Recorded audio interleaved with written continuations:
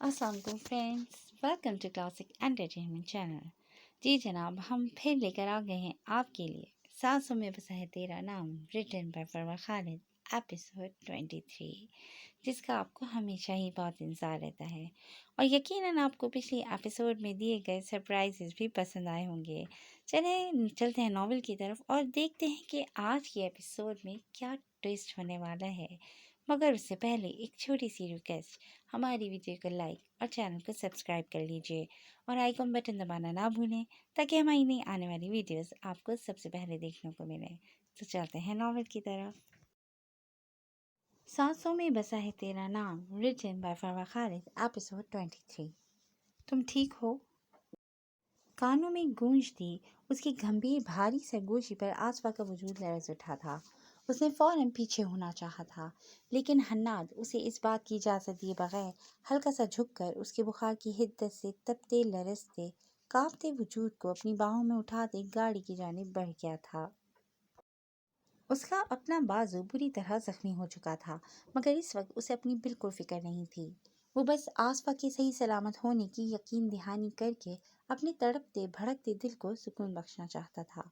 कुछ फासले पर खड़ी है ना हक्का बक्का ये मंजर देख रही थी। वो शॉप से निकलते ही आसफा पर निशाना बांधे खड़े नकाबपोश अफराद को देख चुकी थी। इससे पहले कि वो कुछ करती या कहती, जब उन अफराद ने बगैर ज़रा सा भी रहम खाए आसफा पर गोली चला दी थी। लेकिन जिस तरह हन्नाद ने ऐन वक्त पर पहुंचते आसफा की जान बचाकर गोली खुद पर खाई थी, वो फरामोश किए जाने के काबिल बिल्कुल भी नहीं था। हैना को यकीन नहीं आ रहा था कि हन्नाद ने उसकी दोस्त को बचाने के लिए अपनी जान खतरे में डाली थी। एक तरफ वो उसे टॉर्चर करने में कोई मौका ज़ाया नहीं जाने देता था, तो दूसरी जानिब वो उसके लिए अपनी जान तक देने को तैयार हो गया था। वहबान रूम में दाखिल होते अपने रूम की सजावट को देखकर हैरान रह गया था। ये कब करवाई गई थी उसे बिल्कुल भी इल्म नहीं था, लेकिन उसे रेड रोज़ बहुत पसंद थे और पूरा कमरा इन्हीं फूलों से सजा देखकर उसे बहुत अच्छा महसूस हुआ था। फूलों से होते उसकी नज़र बेड पर सजी सवरी अपनी दुल्हन पर पड़ी थी। बज़ाहिर जिसके लिए वो अजनबी था, मगर सच तो ये था कि उससे बेहतर इस लड़की को शायद कोई नहीं समझ सकता था। बेड के बीचों बीच बड़े से लाल दुपट्टे में अपना सजा सवरा नाजुक सरापा छुपाए वो उसी की मुंतज़िर थी। वहबान अच्छे से जानता था कि वो किस दिल से यहाँ उसकी सेज सजाए बैठी थी। अगर इस लड़की को चॉइस दी जाती तो वो सबसे पहले यहाँ से दूर जाना पसंद करती। इंशा यामीन के लिए शादी किसी मिशन से कम नहीं थी, लेकिन वहबान अपने घर वालों की खातिर इस शादी को कुछ वक्त के लिए ही सही मगर बेहतर बनाना चाहता था। वो जानता था इंशा उसे देखकर ज़रूर से पहचान जाएगी, इसलिए उसने अपनी असल आवाज़ में बोलकर इंशा की सोच को बदल दिया था। वो अब चाह कर भी उस पर शक नहीं कर सकती थी। वहबान ने आवाज़ तब्दील करके बोलने के बारे में अमेरिका में मुख्तलिफ ट्रेनिंग्स ली थी। वो कभी भी मिशन के दौरान अपनी असली आवाज़ में बात नहीं करता था। हुलिये बदलने के साथ साथ उसे आवाज़ें बदलने का भी पूरा तजर्बा था। इंशा कोशिश के बावजूद भी उस तक नहीं पहुंच सकती थी। अस्सलाम वालेकुम, कैसी हैं आप? वहबान उसके करीब बेड पर बराजमान होता उससे मुखातिब हुआ था, जिसने अपने बड़े से घूंघट में हाथ तक छुपा रखे थे। इंशा अपने खुश्क लग्मों पर जबान फेंक कर खुद को कुछ भी बोलने से रोकती वह मुश्किल सर हिलाकर जवाब दे पाई थी।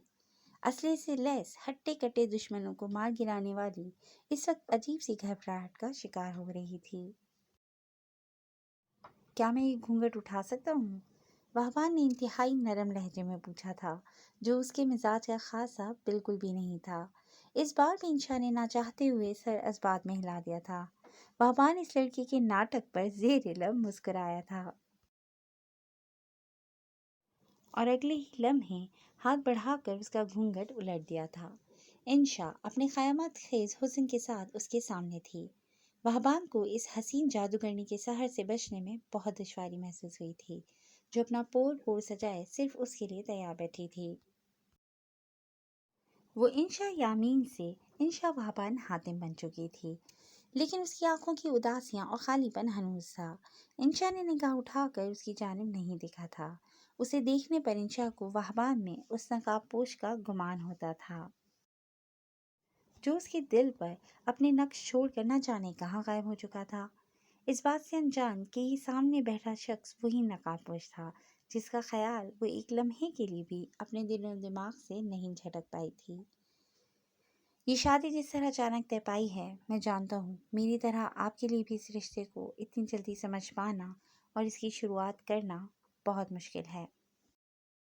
اس لیے میں اپنی ساتھ آپ کو بھی وقت دینا چاہتا ہوں تاکہ جب ہم اس رشتے کی شروعات کریں تو دونوں کے دل پوری طرح سے رضامند ہوں اور کسی قسم کی مجبوری یا زبردستی ہمارے بیچ نہ ہو۔ وہبان کے الفاظ کے ساتھ ساتھ انشا کو اپنے اوپر سے ایک بھاری بوجھ سرکتا محسوس ہو رہا تھا۔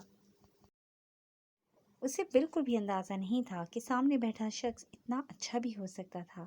اس کے چہرے پر پھیلتے سکون بھرے تاثرات دیکھ کر وہبان نے نگاہوں کا زاویہ بدل لیا تھا۔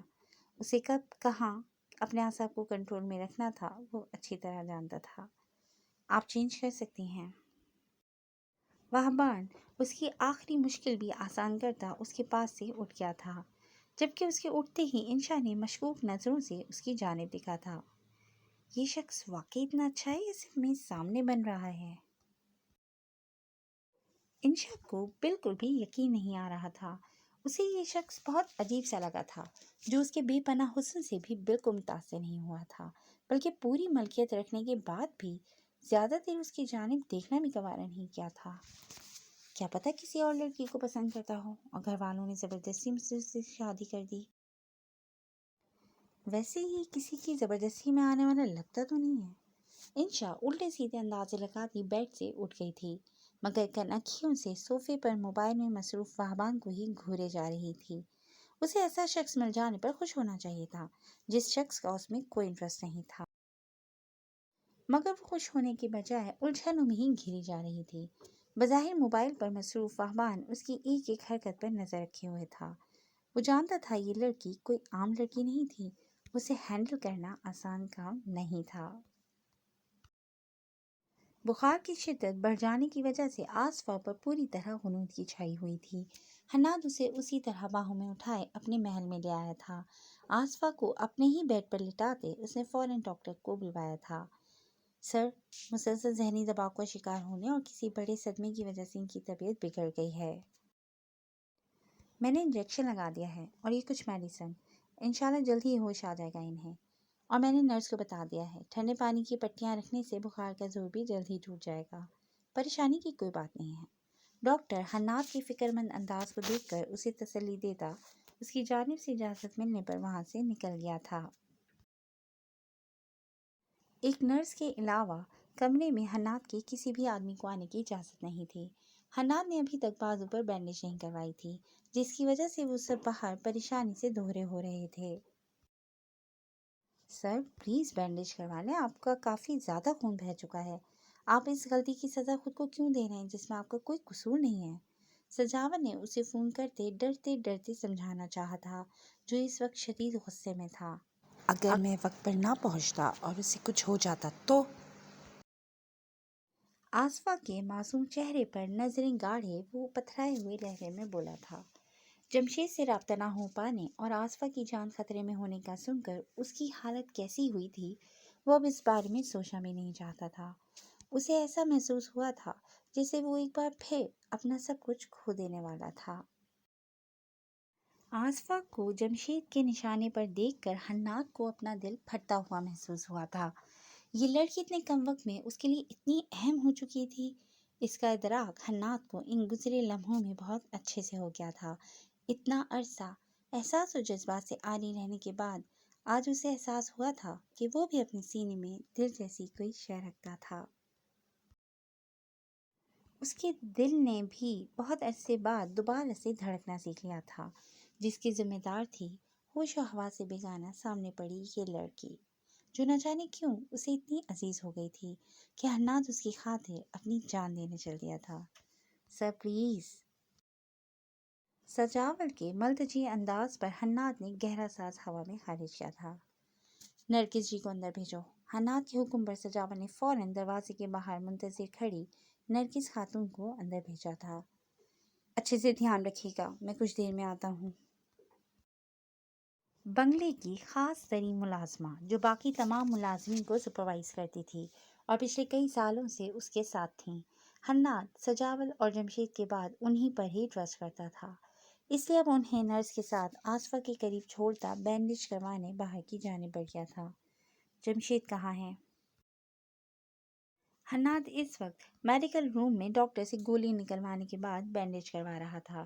جمشید کو وہاں موجود نہ پا کر اس نے اپنے قریب کھڑے سجاول کو مخاطب کیا تھا۔ سر وہ سجاول اسے کیا بتاتا کہ اس پر گولی چلانے کے بعد جمشید اپنا کیا حال کر چکا تھا۔ اسے فوراً بلاؤ یہاں۔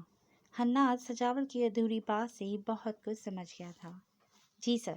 سجاول جذبات میں سر ہلاتا باہر نکل گیا تھا۔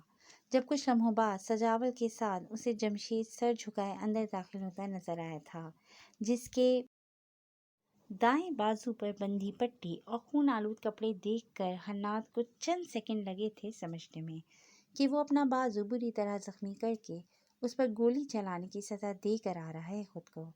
حناد اپنی جگہ سے اٹھا تھا اور ایک زناٹے دار تھپڑ جمشید کے منہ پر رسید کرتے اسے لڑکھڑانے پر مجبور کر دیا تھا۔ یہ کیا بچکانہ حرکت ہے؟ کیوں زخمی کیا خود کو؟ دماغ خراب ہو گیا تمہارا؟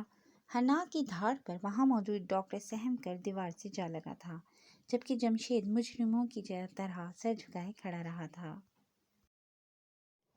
چلے جاؤ یہاں سے، اور جب تک یہ زخم ٹھیک نہ ہو جائے میرے سامنے مت آنا۔ حناد کی سزا پر جمشید نے جھٹکے سے سر اٹھایا تھا، مگر اس سے پہلے ہی حناد اس کی جانب سے نظریں موڑ چکا تھا۔ جمشید جانتا تھا اب وہ اس کی ایک نہیں سنے گا، اس لیے سجاول کے اشارے پر خاموشی سے وہاں سے نکل گیا تھا۔ انشا چینج کر کے واش روم سے نکلی ہی تھی جب خالی کمرہ دیکھ کر وہ ٹھٹک کر اپنی جگہ پر رک سی گئی۔ وہ کہاں گئے؟ انشا نے نظریں گھما کر چاروں طرف دیکھا تھا، جب ٹیرس کا دروازہ کھلا دیکھ کر اس کے قدم اس جانب بڑھے تھے۔ دروازے کی اوٹ میں ہو کر اس نے باہر کی جانب جھانکا تھا، مگر پورا ٹیرس خالی پڑا دیکھ کر وہ مایوس ہوئی تھی۔ کسی کو تلاش کر رہی ہیں آپ؟ اپنے عقب سے ابھرتے اس کے بھاری گھمبیر سوالیہ لہجے پر انشا جھٹکے سے پلٹی تھی۔ اسے عین اپنے پیچھے کھڑے دیکھ کر انشا کا چہرہ گھبراہٹ اور شرمندگی کے مارے لال پڑا تھا۔ اسے اس شخص کے سامنے خود کو ایک سادہ اور معصوم سی لڑکی ہی ظاہر کرنا تھا، مگر مسلسل اسی بندے پر شک کرنے اور اپنے الٹے چلتے دماغ کی وجہ سے وہ بہت برا تاثر دے گئی تھی اس کے سامنے۔ چہرہ جھکائے اس نے نفی میں سر ہلایا تھا۔ انشا، تم سے بڑا بیوقوف انسان بھی کوئی نہیں ہوگا۔ سیاہ بنگلے میں رہتے ہر انسان پر شک کرنے کی عادت ہو چکی ہے تمہیں۔ یہ انسان ویسا بالکل بھی نہیں ہے جیسا میں سوچ رہی ہوں۔ یہ تو نارمل زندگی گزارنے والا عام سے لوگ ہیں، جن کے سامنے انشا کو بھی عام سی لڑکی بن کر رہنا ہے۔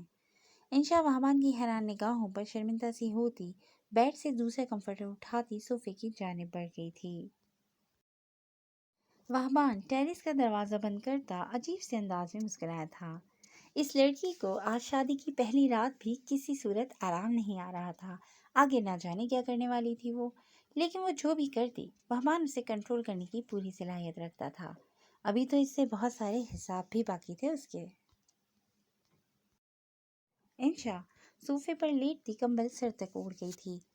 ویسے اکڑو پن میں تو یہ بھی اس نقاب پوش پر ہی گیا ہے۔ مجال ہے جو مجھے بیڈ پر سونے کی آفر کر کے خود صوفے پر سو جائے۔ انشا نے آج زندگی میں پہلی بار کوئی شادی اٹینڈ کی تھی، وہ بھی اپنی، جو شاید دنیا کی سب شادیوں سے زیادہ بورنگ شادی تھی۔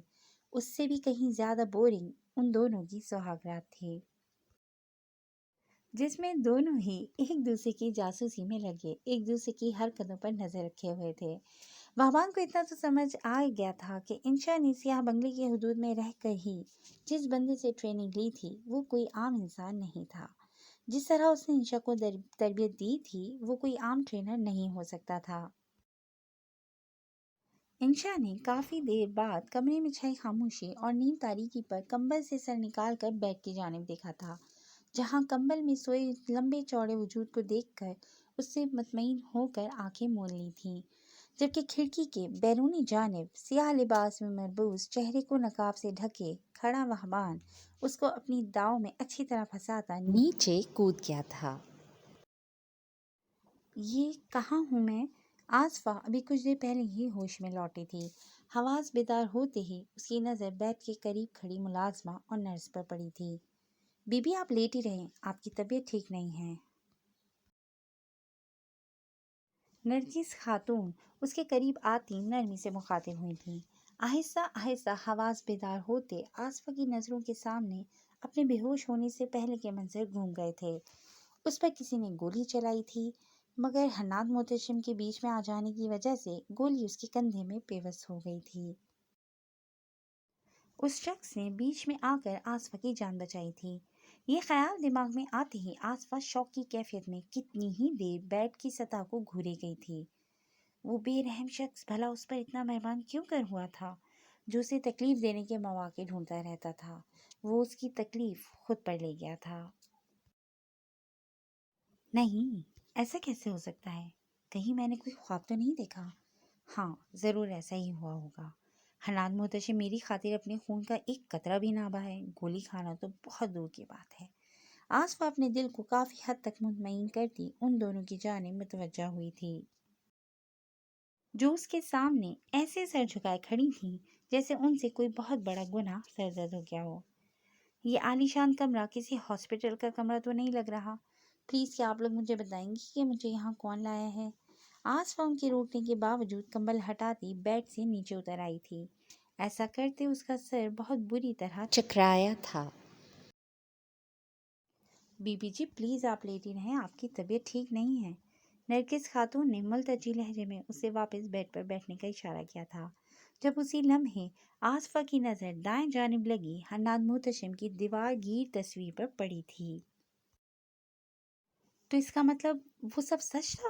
حناد سر نے واقعی میری جان بچائی ہے؟ آصفہ کے لب ہولے سے ہلے تھے اور حیرت بھری نگاہیں دروازے سے اندر داخل ہوتے حناد پر جم سی گئی تھیں۔ جی فرینڈز، آج کے لیے بس اتنا ہی۔ امید ہے آپ کو یہ ایپیسوڈ پسند آئے گی۔ انشاءاللہ بہت جلد ایک نئی ایپیسوڈ کے ساتھ حاضر ہوں گے۔ تب تک اپنا بہت خیال رکھیے گا۔ ٹیک کیئر اینڈ اللہ حافظ۔